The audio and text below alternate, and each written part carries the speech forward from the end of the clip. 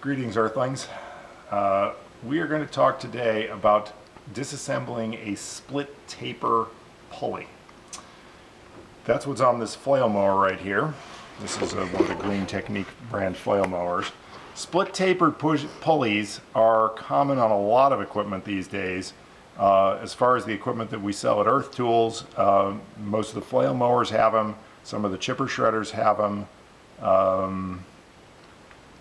Trying to think of what else has them.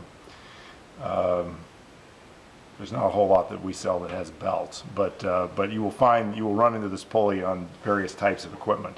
Essentially, the way these things work is you've got an inner half of the pulley and an outer half of the pulley. The inner half they call the bushing, and the bushing actually has this split in it, and the outer half, that is the pulley, and the inner half, the bushing, are sort of it's sort of a swedge taper lock between the two of them. So as this bushing is drawn into the outer pulley by these bolts, it swedges it together and closes up that gap and closes this thing so it grips the shaft. These are really cool because you actually don't need a keyway on the shaft. The grip of that compression is enough that it just holds it together just by that grip. You don't need a key. And you can also slide them in and out on the shaft somewhat to get your belt alignment right. They're an interesting system, and they're used on a lot of industrial equipment these days. What we're going to do is take these bolts out. These are the bolts that are holding the bushing into the pulley. Now, note on this one there are 5 bolts holding it together. I have seen these split taper assemblies with as few as 2 bolts and as many as 8. So you will always have some number of them. Could be an even number, could be 4.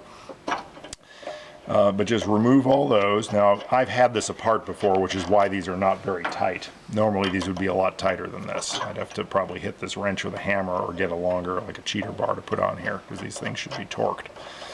Now that I've removed all those, you can see that there's some extra holes here. Well, you could actually see that beforehand. The holes I took these out of don't have threads in the outside. These do have threads starting right there.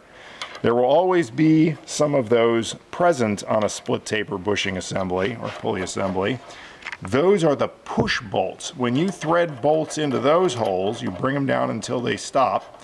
And when I start tightening these with a wrench, what it's going to do, the ends of those bolts are pushing against this pulley and pushing the pulley away from the bushing, so it's going to separate that taper. Because even though I've got all the bolts out, you couldn't break this taper loose. I mean, it's really wedged together. So I'm just going to start tightening this one, tightening this one. I'm just going to tighten them evenly, and that's what you do. If there's just 2 main bolts holding it together and only 1 push bolt, you just run it in there and start tightening.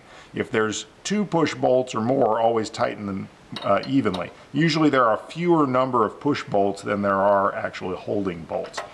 So anyway, I just felt it give there. Yep, I felt the movement. Now, yep, there it is. You can see that the outer and inner are now separated.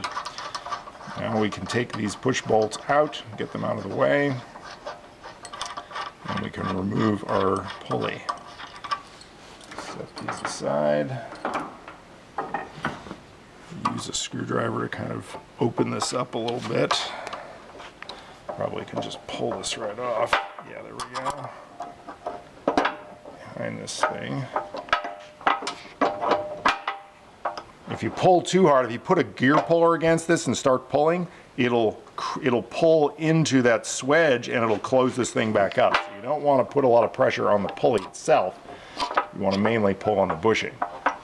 There it is. All right. So there's the slight taper on the outside of that fits into the slight taper on the inside of this, and that's what swedges the whole thing together. Now we've done what we're going to do. Let's say we replace this bearing or this shaft or whatever. Now we're going to put it back together. So actually this is supposed to go on the outside here. So I'm going to put these belts back on. It's 3 hours later now, and we've done what we're going to do. We've had a coffee break, and we're going to put this back together. We're going to line up these holes, and we're going to use the pull bolts to pull this back together.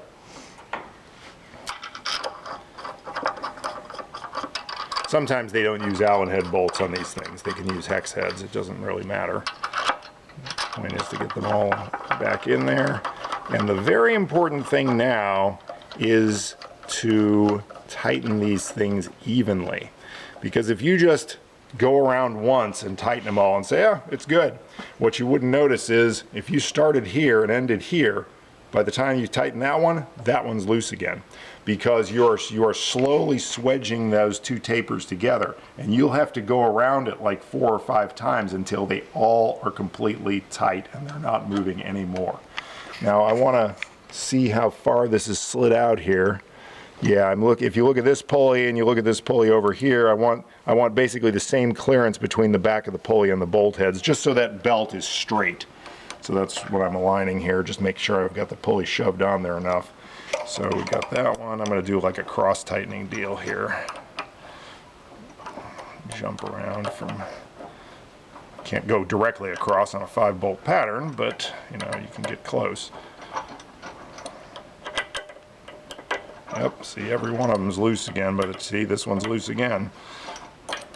Jump to here, that one's getting snugger. Snugger, is that a word? More snug. That one, loosened up a little bit. Yep, this one's loose again. Keep going around.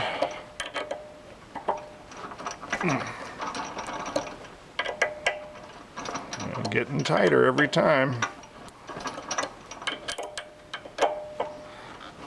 Yep, now that they're all getting pretty tight, I can just go start to do a round robin instead of a cross tightening.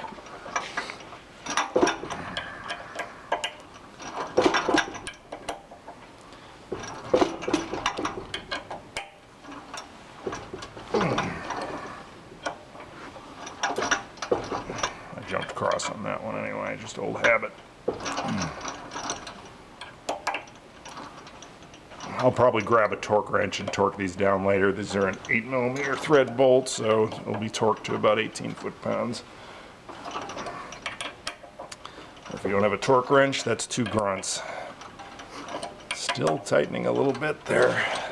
But you gotta get them all to where they won't move. Yeah, that's about good. Now we're ready for the torque wrench.